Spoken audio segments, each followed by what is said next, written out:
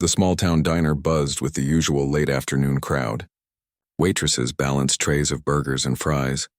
The jukebox hummed with an old rock tune, and the smell of coffee drifted through the air. In a corner booth, a young girl sat quietly, staring down at a plate of food she hadn't touched. Her name was Grace. Grace was 16, wheelchair-bound since birth, her body fragile but her spirit stronger than most could imagine. Yet to the world outside, she often looked like an easy target. That day, 3 teenagers swaggered in, local bullies who thrived on making others feel small. They spotted Grace sitting alone and exchanged wicked grins. One nudged the other. "Watch this." They sauntered over, blocking her view of the diner. Well, look who's here," one sneered. Little Miss Wheels. Grace tried to keep her eyes on the table, hoping they'd lose interest. "But bullies rarely walk away from silence. Not hungry, huh?" Another boy mocked, picking up her plate and sniffing it. "Or maybe you need someone to feed you like a baby." Grace's throat tightened. She clenched her fists on her lap, whispering, "Please, just leave me alone," but they didn't. One leaned closer, his breath hot and cruel. "What are you gonna do? Run after us?" The slap came suddenly, stinging across her cheek. The diner went dead silent. Forks froze in midair. Some patrons turned their heads away, pretending not to see. Others whispered, but no one stood up. Grace's eyes brimmed with tears, but she refused to cry out loud. She bit her lip, swallowing the pain. The bullies laughed, swaggered out, and left her shaking in the booth. An hour passed. Grace sat there, still trembling, staring at her untouched food. The diner tried to move on, but guilt lingered in the air. No one had stepped forward. No one had defended her. Then the rumble began. Engines. Loud, growling, thunderous engines rolling closer. A row of motorcycles pulled up outside, chrome gleaming in the fading sunlight. The sound grew so strong that the glasses on the counter rattled. Every head in the diner turned. The door swung open, and in walked 6 bikers. Huge men in leather jackets, tattoos snaking down their arms, beards thick and eyes sharp.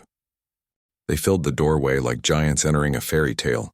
The waitress stiffened, unsure whether to greet them or hide.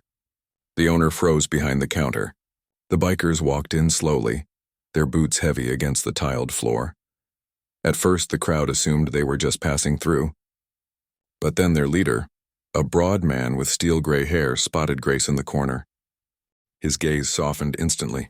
He strode over, his boots echoing, and knelt down to her level. "Hey, sweetheart," he said gently. "Who did this to you?" Grace blinked, startled. I don't want trouble," she whispered. One of the bikers looked at the red mark still faint on her cheek. His jaw clenched. Another cracked his knuckles, muttering, "Cowards." The leader's voice stayed calm but firm. "You don't have to tell us their names. But listen to me. No one, and I mean no one, gets to lay a hand on you." Grace's lip quivered. She had expected mockery or pity or silence. But here were 6 men, strangers, treating her like she mattered. The leader pulled out a handkerchief and gently dabbed her cheek. "You're strong. Stronger than they'll ever be. And you've got us now." The rest of the bikers nodded. One slid into the booth across from her. Another flagged down the waitress. "Bring her the biggest burger you got, fries too. And a milkshake, strawberry." The waitress blinked, then hurried off. The diners stared in disbelief. The scary-looking men weren't there to cause trouble. They were there for her. When the food arrived, Grace hesitated, embarrassed. I can't eat all that." "Then we'll help you," one biker said with a grin, cutting the burger into smaller bites. Another teased, "Better eat quick or Tank here'll steal your fries." For the first time in what felt like forever, Grace laughed. A real laugh, light and free. The sound made the entire diner smile. As she ate, the leader leaned back, watching her. His eyes were thoughtful, almost protective. "Sweetheart, you remind me of my daughter. She was tough too, never let anyone tell her she couldn't do something." His voice cracked, just barely. "Lost her in an accident years back. But seeing you here, it feels like I got a piece of her back." Grace's eyes softened. She reached out, placing her small hand over his. "I'm sorry," she whispered. He squeezed gently. "Don't be. Just promise me something. Don't ever stop fighting. Don't let the world break you." The diner was silent, many wiping away tears. Patrons who had turned away earlier now felt the sting of shame. None of them had defended Grace, but these strangers, these bikers, had given her back her dignity. When the meal ended, Grace tried to thank them, but the leader waved it off. One day when you see someone else hurting, stand up for them. That'll be thanks enough. They escorted her outside, lifting her wheelchair gently down the steps. The engines roared back to life. Grace watched as they mounted their bikes, leather jackets glinting in the sunset. Before leaving, the leader called out, "If anyone ever bothers you again, you let them know the Iron Hawks got your back."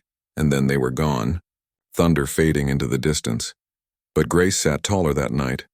She wasn't just a disabled girl anymore.